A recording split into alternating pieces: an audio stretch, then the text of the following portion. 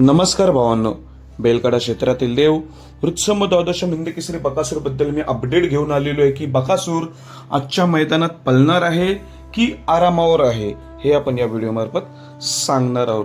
खरं तर कालपासूनच या चर्चेला विधान आलेलं, काहींनी इन्स्टावर टाकलेलं आहे, काहींनी व्हॉट्सअपवर टाकलेलं, कोण कमेंटमध्ये म्हणतोय की बकासूर कधी पळणार आहे. काल मी मथुरची व्हिडिओ टाकली होती, मला कमेंटमध्ये विचारलं, मी त्यांना कमेंटला रिप्लाय देखील केलेलं आहे कधी पळणार आहे. तर भावांनो, बकासूर आज कोणत्याही मैदानात पळणार नाही.